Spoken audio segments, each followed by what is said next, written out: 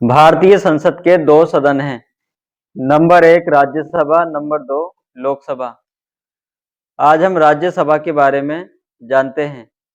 राज्यसभा संसद का उच्च सदन होता है जिसमें अधिकतम सदस्यों की संख्या 250 होती है, जिसमें 238 सदस्य राज्यों की विधानसभाओं तथा केंद्र शासित प्रदेशों की विधानसभाओं के द्वारा अप्रत्यक्ष रूप से निर्वाचित होते हैं, जबकि 12 सदस्य राष्ट्रपति के द्वारा मनोनीत किए जाते हैं। राष्ट्रपति 12 ऐसे सदस्यों को मनोनीत करते हैं जिनका विज्ञान, कला या समाज सेवा में महत्वपूर्ण योगदान होता है। राज्यसभा के सदस्यों के चुनाव में जनता वोट नहीं डालती है, बल्कि इनके चुनाव में राज्य विधानसभाओं तथा केंद्र शासित प्रदेशों की विधानसभाओं के निर्वाचित सदस्य भाग लेते हैं। केवल मनोनीत सदस्य इनके निर्वाचन में भाग नहीं लेते, अर्थात विधानसभाओं में जो राज्यपाल के द्वारा सदस्य मनोनीत होते हैं वो राज्यसभा के सदस्यों के निर्वाचन में भाग नहीं लेते हैं।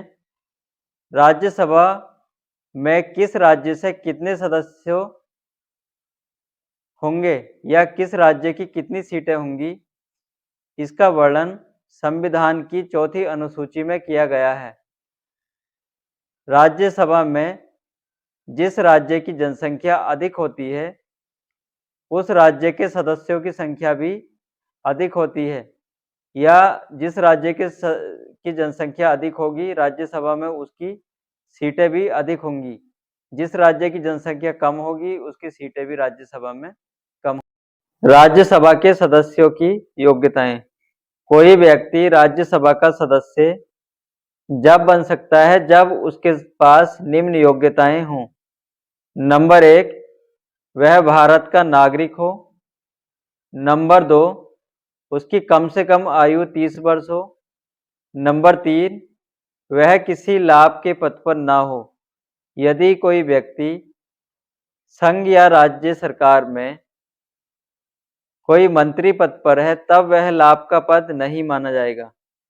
नंबर 4, वह पागल या दिवालिया ना हो, अर्थात कोई व्यक्ति मानसिक रूप से पागल ना हो और किसी बैंक से कर्ज लेकर वह दिवालिया घोषित ना किया गया हो, तभी वह राज्यसभा का सदस्य बन सकता है।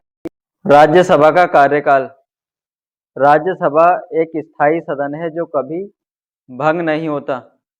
राज्यसभा के सदस्य 6 वर्ष के लिए निर्वाचित होकर आते हैं, लेकिन प्रत्येक 2 वर्ष के बाद राज्यसभा के 1/3 सदस्य सेवानिवृत्त हो जाते हैं, अर्थात अपने पद से हट जाते हैं।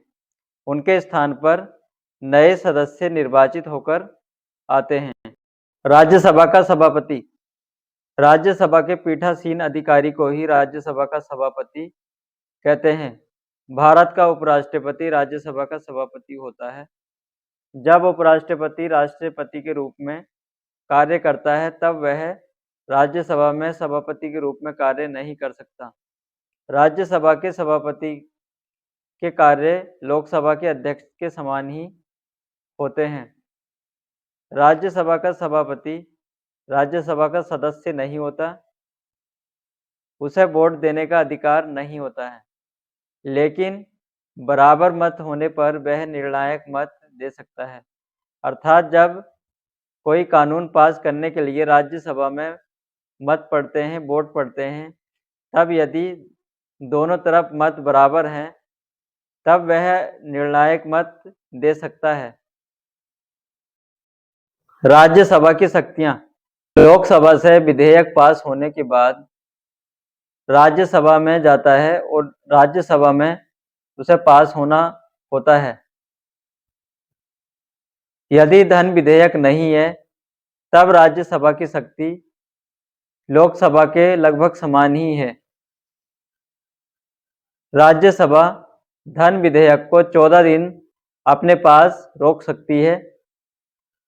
राज्यसभा कानून बनाने में या साधारण विधेयक या संविधान संशोधन विधेयक के संबंध में लोकसभा के समान ही शक्तिशाली होती है।